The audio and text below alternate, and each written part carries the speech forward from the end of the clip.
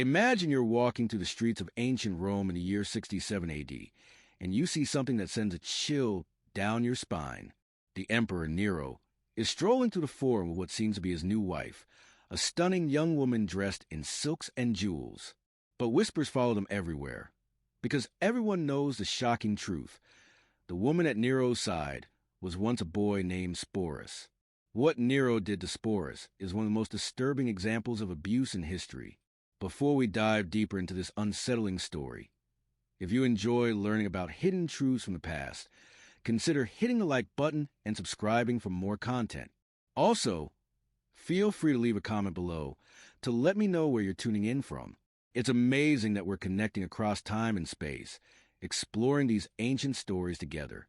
What you're about to hear isn't just another tale of Roman excess.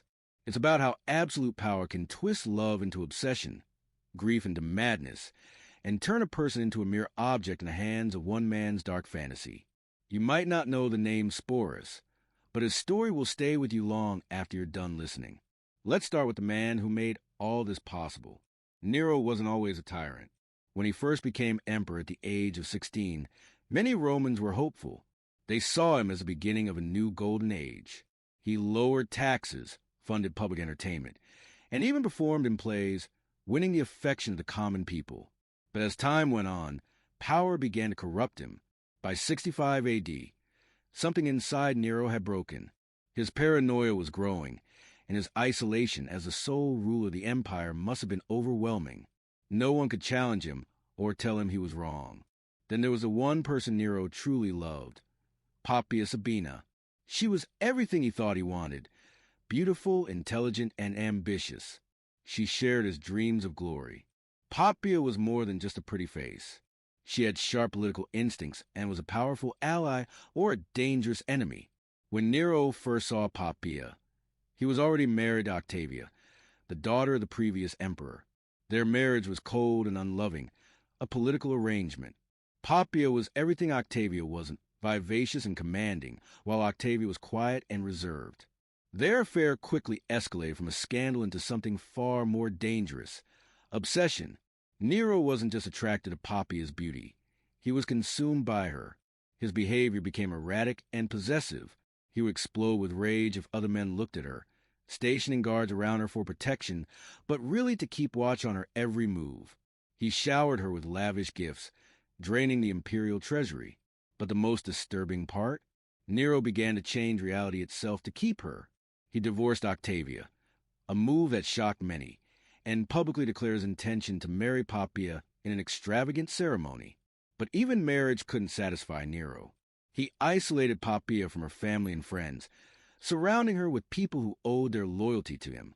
He commissioned countless portraits and statues of her, so he could gaze upon her image even when they were apart. Nero spent hours watching her go about her daily activities. This wasn't love, it was ownership. Poppaea understood the power her beauty and Nero's obsession gave her, but she also knew the risks. She used her influence to protect herself, building a network of supporters in case Nero's affections ever changed.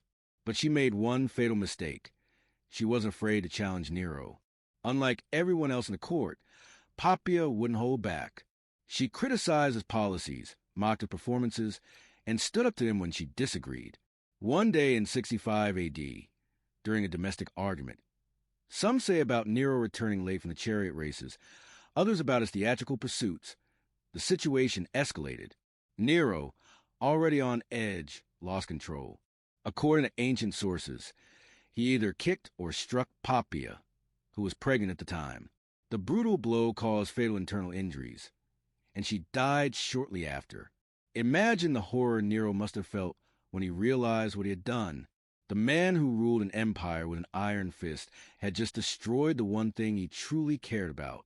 He threw himself over her body, begging for forgiveness and demanding that she live, as if his imperial power could defy death itself. He called for the best doctors in Rome, offering them fortunes to save her, but it was too late. Poppaea died, taking with her the unborn child who might have been Nero's heir. After the death of Poppaea, Nero's grief went far beyond emotional pain. It was as though his mind had shattered.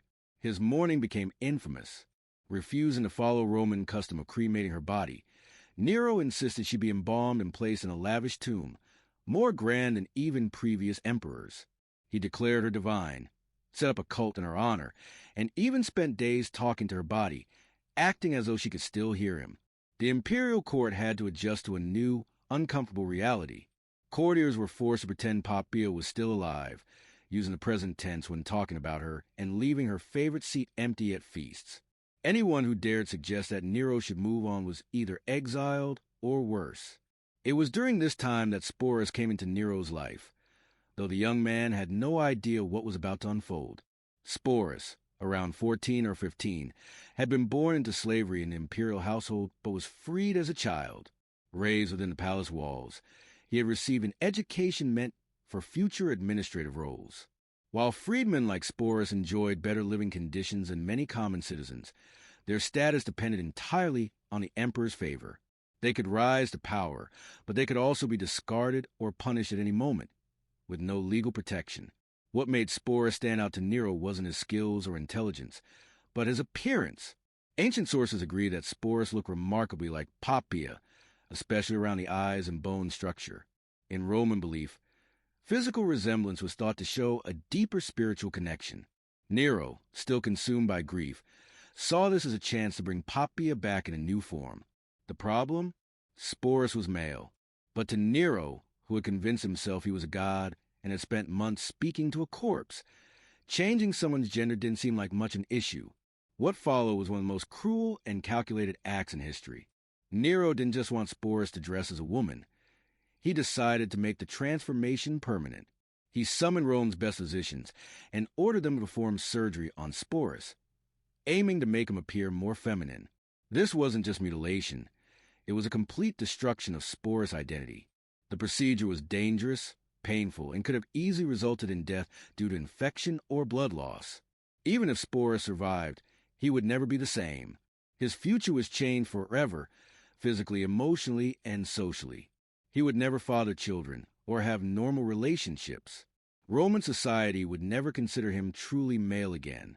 The surgery was performed in the imperial palace, with Sporus held down by guards as physicians worked with crude instruments and basic anesthetics.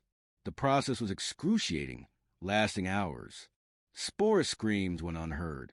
Once he recovered, Nero shocked even the most hardened Roman nobles by announcing he would marry Sporus in a grand imperial ceremony. Preparations took months, consuming enormous resources. Sporus was given a new name, Sabina, after the dead empress, and moved to special quarters to prepare for his new role. Expert seamstresses created a wardrobe to flatter his modified body, while jewelers made ornaments, many of which had once belonged to Poppaea herself. These weren't just accessories. They were constant reminders of the woman Sporus was forced to replace. Makeup artists taught Sporus how to feminize his features. He learned how to make his eyes appear larger, his cheeks rosy, and his face softer. Hairdressers spent hours curling and styling his hair with expensive tools and ornaments. But perhaps the most psychologically damaging were the lessons in feminine behavior. Tutors instructed him on how to walk, sit, and move in a way that would be seen as ladylike. He even worked with voice coaches to change his speech, adopting a higher tone and feminine mannerisms. Can you imagine the torment Sporus must have felt? Every day, he looked in the mirror and saw a stranger. Each lesson reminded him that his true identity was being erased. Every piece of jewelry that once belonged to a dead woman became a shackle, binding him to a role he never chose. The wedding was set for spring of 67 AD, coinciding with religious festivals to add even more significance. Nero spared no expense, treating it as a grand, legitimate imperial wedding. The ceremony took place in the largest hall of the palace, filled with imported flowers and illuminated by thousands of oil lamps. Musicians played wedding songs, and servants offered fine wines and delicacies. To outsiders, it might have looked like a typical imperial wedding. But those who understood the full story knew they were witnessing something unprecedented and deeply disturbing. The most powerful man in the world was marrying a surgically altered young boy, dressed as his deceased wife. The ceremony included all the traditional Roman wedding rituals, exchanging vows, joining hands, sharing sacred bread, and signing legal documents to make the union official. The guests played along, offering congratulations and gifts, though the atmosphere must have been thick with a mix of horror, fascination, and discomfort. After the wedding, Nero treated Sporus as though he were a legitimate empress. He received a staff, quarters in the palace, and income from the imperial treasury. Sporus had all the trappings of luxury, his own litter for travel, horses for riding, and a retinue of supporters. But this apparent luxury came at a horrible price, the complete erasure of his true identity. Every day was a performance, and the toll on Sporus was devastating. He was expected to attend public functions with Nero, sit beside him at state dinners, and play the role of the devoted wife in all interactions. This wasn't just about appearances. Nero truly believed he had resurrected Poppaea in the form of Sporus. He would call Sporus by Poppaea's name, talk about memories that never existed, and expect Sporus to play along, pretending to be someone he wasn't. For Sporus, every day was a high-stakes act. One wrong move could mean death. He had to mimic not only the way a woman looked and acted, but also how to respond, as though he were the real Poppaea. When Nero mentioned things from his previous marriage, Sporus had to react as if he personally remembered them. Over time, Sporus became increasingly skilled at keeping up the charade, almost anticipating Nero's every mood. But despite playing his role flawlessly in public, Sporus grew more withdrawn and melancholic. The psychological strain was unimaginable. Every morning, Sporus woke up in rooms designed to remind him of a woman he never knew. Every mirror reflected a stranger. Every conversation forced him to pretend to have experiences and memories that weren't his. For over 2 years, he lived this bizarre and tormenting existence. Then, Nero decided to take a trip to Greece, wanted to compete in festivals where he believed his artistic talents would be better appreciated. Naturally, Sporus accompanied him, now displayed as the Empress of Rome. Imagine the confusion of the Greek aristocracy, seeing their conqueror travel with a teenage boy dressed as a woman, demanding that everyone accept this strange fiction as truth. By 68 AD, Nero's excesses had pushed the Roman establishment to its breaking point. Rebellions broke out across the empire, led by governors frustrated with Nero's erratic rule. The Praetorian Guard turned against him, and the Senate declared him an enemy of the state. When Nero finally fled Rome, Sporus was with him. Despite the danger, Nero couldn't leave behind his living reminder of Poppaea. They hid in a villa outside Rome, waiting for either rescue or capture. While Nero made grand plans for escape and prepared for suicide theatrically, the situation grew more desperate. When word came that enemies were closing in, Nero chose death over capture. His suicide left Sporus vulnerable. He was now one of the most visible symbols of Nero's reign. He became a political pawn, passed from one powerful man to another, treated as valuable property. First claimed by Nitius Sabinus, then by Otho, and later by Vitellius, Sporus was kept in the same role he had under Nero, dressed as a woman and called by Poppaea's name. But under Vitellius, things took a darker turn. The new emperor decided to use Sporus for public entertainment, in violent and humiliating reenactments in the Colosseum. For Sporus, this was the ultimate degradation, being sexually humiliated in front of thousands, all for the amusement of the crowds. Rather than endure this final act of humiliation, Sporus chose to take his own life, likely by poison, in 69 AD. He was probably no older than 20. In death, Sporus was finally free from the grotesque life he had been forced to lead. His story has since become a warning about the dangers of absolute power and the devastating cost of imperial excess. Yet ancient historians seem more interested in using Sporus as a symbol of decadence rather than as a person. What makes his story so haunting isn't just the abuse he suffered. It's how he was stripped of his identity and agency. From the moment Nero saw Sporus' resemblance to Poppaea, Sporus ceased to be an individual. He became a mere object, shaped entirely by Nero's twisted fantasies.